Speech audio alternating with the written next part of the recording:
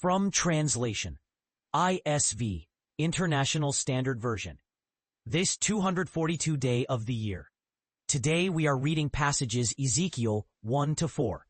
Ezekiel chapter 1, verses 1 to 28.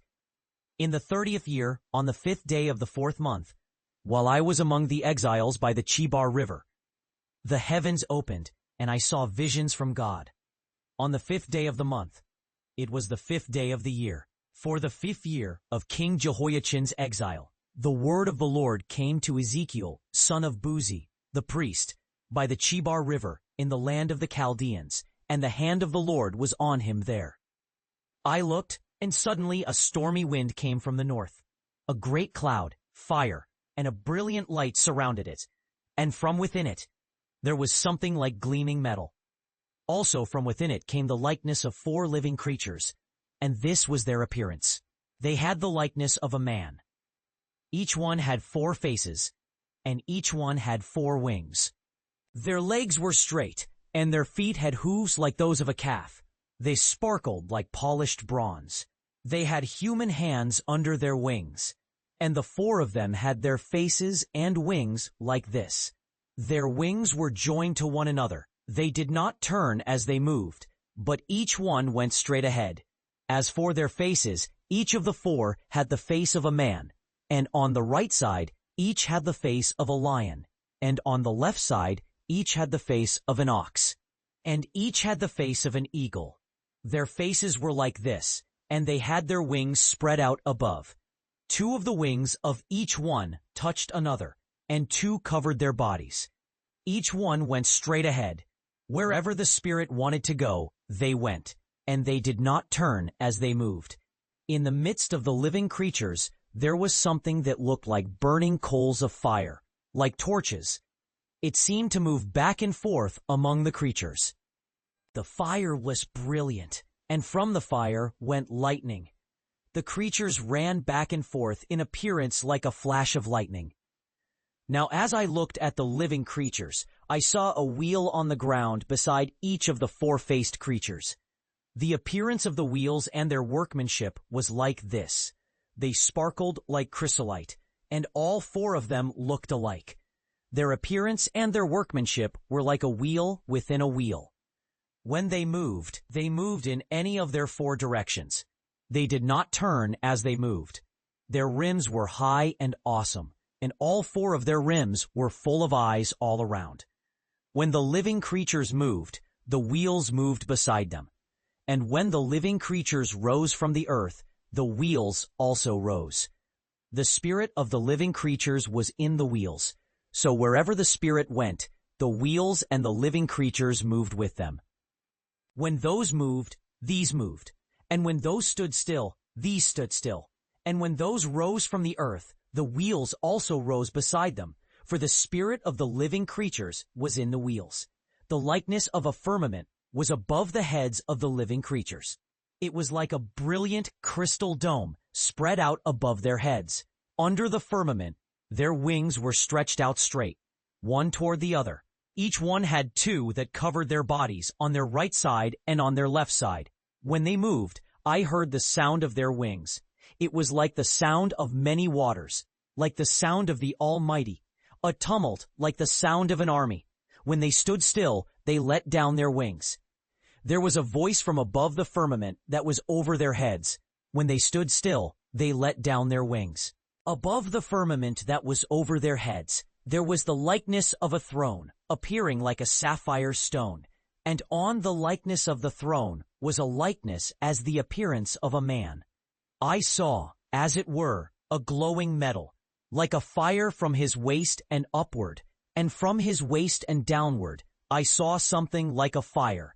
There was a brilliant light all around him, as the appearance of the bow that is in the cloud on a rainy day. So was the appearance of the brilliant light all around him. In the same way, the Lord's glory appeared, and I fell on my face. Ezekiel chapter 2, verses 1 to 10. Then he said to me, Son of man, stand up on your feet, and I will speak with you.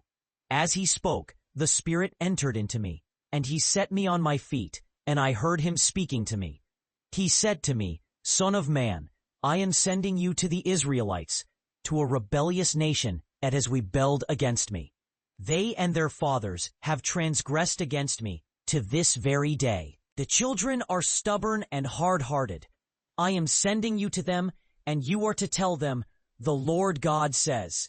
They may listen or they may not, for they are a rebellious house, but they will know that a prophet has been among them. And you, son of man, do not be afraid of them or of their words. Though thorns and briars are with you, and you live among scorpions, do not be afraid of their words or dismayed by their faces, for they are a rebellious house. You are to speak my words to them, whether they listen or they do not, for they are rebellious. But you, son of man, listen to what I say to you. Do not be rebellious like that rebellious house. Open your mouth and eat what I give you. Then I looked, and there was a hand stretched out to me, and in it was a scroll of a book. He spread it out before me, and it was written on the front and back. There were words written on it, and lamentations, and mourning, and woe. Ezekiel chapter 3, verses 1 to 27. He said to me, Son of man, eat what you find. Eat this scroll, and go. Speak to the house of Israel. Then I opened my mouth, and he gave me the scroll to eat. He said to me, Son of man, feed your belly and fill your stomach with this scroll that I give you. Then I ate it, and it was as sweet as honey in my mouth. He said to me, Son of man, go to the house of Israel and speak my words to them. You are not sent to a people of unintelligible speech and a difficult language, but to the house of Israel, or to many nations of unintelligible speech and a difficult language, whose words you would not understand, if I were to send you to them. Surely they would listen to you. But the house of Israel will not listen to you, for they are not willing to listen to me. For the whole house of Israel is hard-hearted and obstinate. Look, I have made your face hard against their faces, and your forehead hard against their foreheads. I have made your forehead like a diamond, harder than flint. Do not be afraid of them or dismayed by their faces, for they are a rebellious house. He said to me, Son of man, receive into your heart all my words that I speak to you, and hear with your ears. Go to the exiles, to the children of your people, and speak to them. Tell them, the Lord God says, whether they listen or they do not. Then I looked, and suddenly the Spirit lifted me up, and I heard behind me the sound of a great earthquake. It was the glory of the Lord as it departed from its place. I heard the sound of the wings of the living creatures as they touched one another, and the sound of the wheels beside them, and there was a great earthquake. The Spirit lifted me up and took me away. I went in bitterness, in the heat of my spirit. The hand of the Lord was on me strongly. Then I came to the exiles at Tel Abib, who were dwelling by the Chebar River. There I sat among them, dumbfounded, for 7 days. At the end of 7 days, the word of the Lord came to me. Son of man, I have appointed you a watchman for the house of Israel.